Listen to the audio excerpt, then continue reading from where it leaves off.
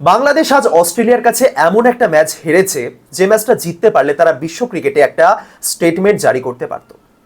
বাংলাদেশ আজ এমন একটা ম্যাচ হেরেছে যে ম্যাচটাতে রান চেস করে জিততে পারলে তারা সেনা কান্ট্রির এগেনস্টে তাদের হাইয়েস্ট সাকসেসফুল রান চেসটা করতে পারত। বাংলাদেশ আজ এমন একটা ম্যাচ হেরেছে যে ম্যাচটা জিততে পারলে ওই মিথটা ভেঙে যেত যে শুধুমাত্র স্পিন সহায়ক উইকেটেই বাংলাদেশ টি-20 ম্যাচ জিততে পারে। বাংলাদেশ আজ এমন একটা ম্যাচ হেরেছে যে ম্যাচটা মোটেও তাদের জন্য সহজ ছিল না, কিন্তু তারা সেই ম্যাচটা সহজ করে ফেলেছিল, কিন্তু শেষ পর্যন্ত 7 রানে তাদের আটকে যেতে হলো। আমি ম্যাচের কয়েকটা সিনারিও বলি আপনাদের, ঠিক আছে? অস্ট্রেলিয়া প্রথমে ব্যাটিং করে 196 রান তুলেছিল, অর্থাৎ বাংলাদেশের সামনে টার্গেট 197 রান। পিচ খুবই ব্যাটিং ফ্রেন্ডলি ছিল এবং স্পিনাররা খুব এফেক্টিভ এমনটা মনে হচ্ছিল না, ঠিক আছে? এবং আমি নিশ্চিত বাংলাদেশের প্রচুর সমর্থক, ম্যাক্সিমাম সমর্থকই ওই সেকেন্ড ইনিংস শুরু হওয়ার আগেই বুঝে গেছিলেন যে বাংলাদেশ এই ম্যাচটা জিততে পারবে না। তারা হয়তো ধরেই নিয়েছিলেন যে 197 চেস করার ক্ষমতা আমাদের নেই, আমি শিওর। কিন্তু তারপরও বাংলাদেশের ব্যাটাররা, প্রত্যেকটা ব্যাটার, আপনি তানজিদ বলুন, আপনি সাইফ বলুন, আপনি সৌম্য বলুন, আপনি ইমন বলুন, প্রত্যেকে কিন্তু সমর্থকদের ভুল প্রমাণ করার জন্য মাঠে নেমেছিলেন। তারা শুরু থেকেই যে অ্যাপ্রোচে ব্যাটিং করেছেন, যে ইন্টেন্ট নিয়ে ব্যাটিং করেছেন, সেটা খুবই প্রশংসনীয়। পাওয়ার প্লেতে বাংলাদেশ তুলেছিল 6 ওভারে 72 রান, অস্ট্রেলিয়ার এগেনস্টে 6 ওভারে 72 রান। মানে এটা তো আনকমন একটা জিনিস। মানে অনেকে প্রশ্ন করবেন এটা কি ঠিক? সত্যি 6 ওভারে 72 রান? হ্যাঁ, অস্ট্রেলিয়ার বোলিং উইক, কিন্তু স্টিল এই টিমে নাথান এলিস ছিলেন, এই টিমে রেনশ ছিলেন যিনি ভালো বোলিং করছেন রেগুলার, এই টিমে অ্যাডাম জাম্পা ছিলেন। তো তা সত্ত্বেও 6 ওভারে 72 রান, 13 ওভার শেষ হওয়ার আগে 130 রান উঠে গেছে। অর্থাৎ ব্যাটিং যথেষ্ট ভালো হয়েছে, যে ব্যাটিংটা অ্যাকচুয়ালি বাংলাদেশের এই মুহূর্তে সবচেয়ে উইক পয়েন্ট বলা হচ্ছে। বাংলাদেশের বোলিং খুব ভালো হচ্ছে, but at the same time batting খুব একটা ভালো নয়, এমনটাই তো আমরা দেখতে পাচ্ছি। কিন্তু সেই ব্যাটিং লাইন আপনি এইরকম রান চেস করতে নেমে পড়েছিল। শেষ 43 বলে দরকার 67 রান, হাতে 7টা উইকেট। ইমন যে শটটা খেলতে গিয়ে আউট হলেন, ঠিক আছে, বাট স্টিল ইমন যথেষ্ট ভালো খেলেছেন। যতক্ষণ খেলেছেন মনে হচ্ছিল বাংলাদেশ এই রানটা চেস করছে, একটা ঐতিহাসিক রান চেস হচ্ছে বাংলাদেশের জন্য। কিন্তু ইমন যে জায়গাতে আউট হলেন সেই মুহূর্তে ব্যাটিং করতে এলেন হৃদয়, এবং সেই সময় 43 বলে 67, এরকম একটা সিনারিও রয়েছে, হাতে 7টা উইকেট। এবং এই জায়গাতে তো এক্সপেক্ট করাই যায়, বা অ্যাটলিস্ট সমর্থকরা তো আশা করতেই পারে যে এতক্ষণ এত ভালো খেলেছে, এরপরে তো জিততেই পারবো, তাই না? কিন্তু ওই যে টিপিক্যাল বাংলাদেশ, এই জায়গা থেকে তারা ম্যাচটা হেরে এলো। লাস্ট মোমেন্টে 7 রানে তারা হেরেছে এমনটা দেখাচ্ছে বটে, কিন্তু ওই শেষের 1.5 ওভার বাকি থাকতেই মোটামুটি ধরেই নেওয়া, মানে মোটামুটি বোঝাই যাচ্ছিল যে বাংলাদেশ জিততে পারবে না। স্টিল শেষ 3 বলে 18 চাই, হৃদয় একটা ছক্কা মারলেন, 2 বলে 12 চাই, এরকম একটা মানে ড্রামার পরিস্থিতি তৈরি হয়েছিল, বাট বাংলাদেশ হেরেছে। তো এই জায়গাতে আফসোস ছাড়া আর কি করার আছে? এই ম্যাচে বাংলাদেশের ব্যর্থতার থেকেও বড় আফসোসের খাতা, এটুকুনি বলা যেতে পারে। দেখুন, এই যে 43 বলে 67 চেজ হলো না হাতে 7টা উইকেট হাতে রেখেও, কেন হলো না? তার কারণ হলো এই ধরনের রান চেস করার মেন্টালিটিও সামহাও এখনো বাংলাদেশের মধ্যে তৈরি হয়নি। মানে বাংলাদেশ এই ধরনের রান চেস যেদিন করতে শিখবে, সেদিন ওই বিশ্ব ক্রিকেটের স্টেটমেন্ট জারি করার ব্যাপারটা থাকবে। কেন আমি বলি শুনুন, এই যে তানজিদ, সাইফ, সৌম্য, ইমন প্রত্যেকেই ভালো ব্যাটিং করছিলেন, এইটুকুনি আমি বললাম, ঠিক আছে?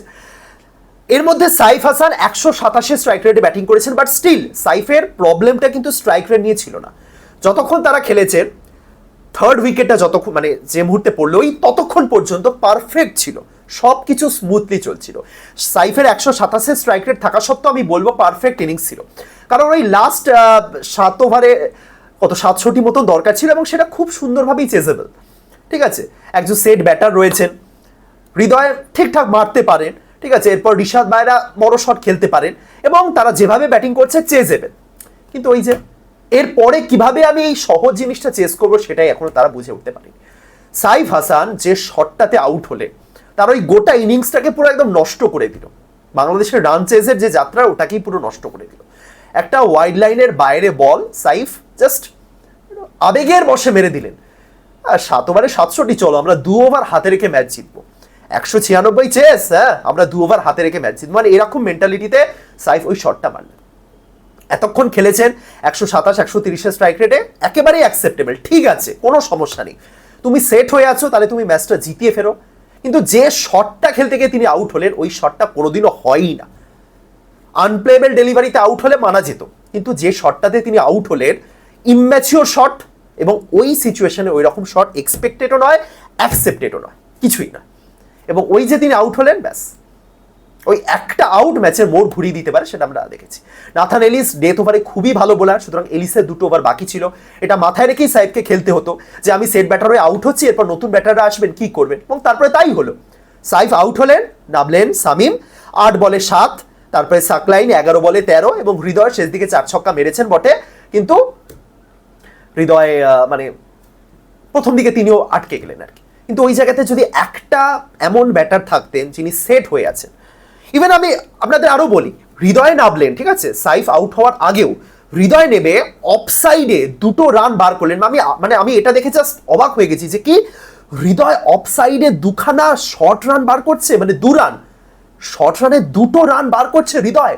হৃদয় অফসাইডে গ্যাপ বার করে বাউন্ডারি মারছে, যে হৃদয় অফসাইডে রান বার করতে পারে না। তাহলে এতটা ভালো সিচুয়েশন তৈরি হয়েছিল, এবং দেন সাইফ হাসান এলেন, এমন শট খেলতে গেলেন যেটা খেলার মতন। তাহলে আপনি ভাবুন, তাহলে একজন সেট ব্যাটার বা এমন একজন ব্যাটার যার উপর ভরসা রয়েছে, প্রত্যাশা রয়েছে, সেরকম শট খেলতে গিয়ে আউট হলে আর কি করা যাবে? 43 বলে 67 চাই, সেখান থেকে লাস্ট 3 বলে 19 এরকম পরিস্থিতি চলে এলো, তাও ওয়াইড, ছক্কা 4, কিন্তু আলটিমেটলি তো ম্যাচটা তো আর জেতা হলো না, তাই না? সুতরাং ব্যাপারটা এটাই যে বাংলাদেশ এই ম্যাচগুলো কবে জিততে শিখবে। বাংলাদেশ এই ম্যাচগুলো মানে ইন্টেন্ট শুরু থেকে ঠিক ছিল, অ্যাপ্রোচ শুরু থেকে ঠিক ছিল, এবং সেটা প্রশংসনীয়। আমি আবারও বলছি, যেভাবে বাংলাদেশ ব্যাটিং শুরু করেছে এটা বাংলাদেশের ক্ষেত্রে দেখা যায় না। তানজিদ 15 বলে 30, ইমন 26 বলে 36, সৌম্য 9 বলে 15, যতক্ষণ খেলেছেন ছোট্ট কিন্তু ইম্প্যাক্টফুল ইনিংস। আমি শুরুতে একটু সেট হতে টাইম নিচ্ছি, 6টা বল ডট খেলছি না, সেই দিকে তারা যাননি, এবং এটা খুব ভালো। প্লাস অস্ট্রেলিয়ার বোলিংও ওয়াইড বাউন্ডারি হয়ে যাচ্ছে, ঠিক আছে, তো ঠিক আছে। তো এই সিচুয়েশনটাকে কাজে লাগিয়ে 6 ওভারে 72 রান, 13 ওভারে 130 রান, খুব ভালো। কিন্তু যখন ম্যাচটা সহজ, সেই জায়গা থেকে যে ম্যাচটা ফিনিশ করে আসা দরকার, সেই মেন্টালিটিটাই সামহাও তৈরি হয়। ধরে খেলবো এই জায়গাতে আমার, যখন আমি ওভারে 1টা বা 2টো বাউন্ডারি এবং তার সাথে 2-3টে শর্ট রান, সেটা দিয়ে আমি আরামসে 1 ওভার বা 1.5 ওভার হাতে রেখে আমি ম্যাচ জিততে পারি, এরকম শট খেলে, সেটা আমি কেন একটা বল ডট খেলে পরের বল 6 মেরে ম্যাচ জেতার চেষ্টা করব? সেটা সাইফ হাসান করলেন, আনএক্সেপ্টেড। ওই যে শটটা খেলতে গেলে কি আর বলা যাবে। তানজিদ এবং সাইফ ভালো শুরু করেছিলেন, আমি বলছি তো, সাইফ যতক্ষণ খেলেছেন অনেকের মনে হতে পারে বল নষ্ট করেছেন, স্লো খেলেছেন, কিন্তু ঠিক আছে, ঠিক আছে, অ্যাকসেপ্ট করে নেওয়া যায়। কিন্তু যে শটটা খেলতে গিয়ে আউট হলেন, ইন্টারন্যাশনাল ক্রিকেটে এরকম চলবে না। এবং এই টাইপের শট খেলতে গিয়ে বা এই টাইপের মেন্টালিটিতেই কিন্তু বাংলাদেশ বারবার আইসিসি টুর্নামেন্টে ব্যর্থ হয়, এটাই হলো ব্যাপার। যাই হোক, ভালো রান চেস করতে তারা চেষ্টা করেছিল। আবারও বলছি, শুরুতে আমি যে কথাগুলো বললাম, এমন একটা ম্যাচ হেরেছে যে ম্যাচে বাংলাদেশের আফসোসের খাতাটাই বেশি থাকবে। যাই হোক, ম্যাচের সম্পর্কে একটু ছোট্ট করে বলি। বাংলাদেশের বোলিং খুব একটা ভালো হয়নি, যদিও বাংলাদেশের বোলিং শুরুটা ভালো হয়েছিল, কারণ 44 রানের মধ্যে 3টে উইকেট পড়ে গেছিল। পাওয়ার প্লে দেখুন, আপনি ডিফারেন্সটা দেখুন, পাওয়ার প্লেতে যেখানে অস্ট্রেলিয়া 44-এ 3, বাংলাদেশ সেখানে 72টা রান তুলে ফেলেছে তারা পাওয়ার প্লেতে। তাহলে এতটা এগিয়ে থেকে, বিশেষ করে রান চেস করতে সেরকম একটা জায়গায় থেকেও যদি একটা দল ম্যাচ হেরে আসে।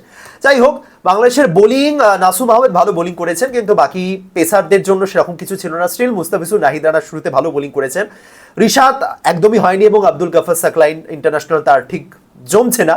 মেবি এরপরে আবারও তাকে ডোমেস্টিকের উপর ফোকাস করতে হবে ইন্টারন্যাশনালে ফেরত আসার জন্য, কারণ এর থেকে বেটার অপশন বাংলাদেশের কাছে রয়েছে, এইটুকুনি আমি অন্তত মনে করি। তানজিম সাকিব ফিরলেই আব্দুল গাফার সাকলাইনদের আর সুযোগ হবে না।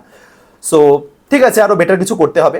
যাই হোক, নাহিদ তো ওডিআইতে ভালোই খেলছেন, বাট টি-20তে আর একটু শক্তপোক্ত হতে হবে তাকে, কারণ টি-20তে বাংলাদেশের কাছে আরও বেটার অপশন রয়েছে, এটুকুনি কিন্তু আমি বলতে পারি। যাই হোক, স্টিল ভালো তারা বোলিং করছিলেন, কিন্তু শেষ দিকে রেনশ দারুণ খেলেছেন, এবং বোলিং সেরকম জমলো না, এবং বোলারদের জন্য যে প্রচুর কিছু সুবিধা রয়েছে, এবং এই জায়গাতে অ্যাকচুয়ালি বাংলাদেশ ম্যানেজমেন্ট, বাংলাদেশের পিচ কিউরেটর, তাদের সাফল্য বা তাদের প্রশংসা করা উচিত যে তারা ওই সেম ধানক্ষেত বানাননি, বা গত ম্যাচে যে এরকম পিচে খেলা হয়েছে সেখান থেকে বেরিয়ে এসে এই ম্যাচে স্পোর্টিং উইকেট যেখানে ব্যাটিং ফেভার করছে, এই পিচে তারা যে খেলার সাহসিকতা দেখিয়েছে, এটার জন্য অবশ্যই প্রশংসা করা যায় তাদের। কিন্তু এরকম পিছে রান চেস করার মতো পরিস্থিতি তৈরি করেও আলটিমেটলি রান চেস যখন হলো না, তখন প্রশ্ন উঠবে। যাই হোক, তো বুঝতেই পারছেন বোলিং খুব একটা বোলিং ফ্রেন্ডলি ছিল না। এবং বাংলাদেশের ব্যাটিংটা ঠিক হয়েছে। তো তারপরেও যখন 43 বলে 67 চেজ না হয় তখন তো আফসোস থেকেই যাবে। যাই হোক, ঠিক আছে, বাংলাদেশ টি-20 সিরিজ হারলো অ্যাকচুয়ালি। অস্ট্রেলিয়া সেই 2021-এর বদলা নিয়ে গেল, যেবার তারা 4-1 হেরেছিল বাংলাদেশের কাছে। বাট এবারে অনেক কিছু চেঞ্জ হয়েছে, পিচ চেঞ্জ হয়েছে, অ্যাপ্রোচ চেঞ্জ হয়েছে, মেন্টালিটি চেঞ্জ হয়েছে, কিন্তু লাস্ট আলটিমেট মেন্টালিটি যেটা হওয়া উচিত সেটা হলো সহজ পরিস্থিতিকে আমি কাজে লাগিয়ে ম্যাচটা জিতে ফিরবো। কঠিন করে হিরোইক ওয়েতে, ড্রামাটিক ওয়েতে জিতে কোনো লাভ নেই। আগের ম্যাচে যেমন বাংলাদেশ একটা কঠিন ম্যাচ, মানে তাদের জন্য কঠিন ম্যাচ, লাস্ট মোমেন্ট পর্যন্ত টেনে নিয়ে গিয়ে জিতলো, 5টা উইকেট পড়ে গেল 9 রানের মধ্যে।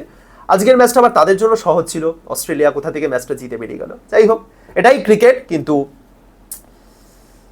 মানে কি বলুন তো, বাংলাদেশ ক্রিকেট কখনো আপ হচ্ছে, ঠিক পরের মুহূর্তে যে ডাউনটা হচ্ছে না, সেই ডাউনটাতেই অনেকটা ডাউন হয়ে যাচ্ছে। সেটা কিন্তু বাংলাদেশকে দেখলে হবে। স্টিল ভালো ম্যাচ দেখলাম, তবে দিনের শেষে এটাই, এই ম্যাচগুলো জিততে হবে বাংলাদেশকে, তবেই কিন্তু বিশ্ব ক্রিকেটে ওই স্টেটমেন্টটা জারি করা যাবে।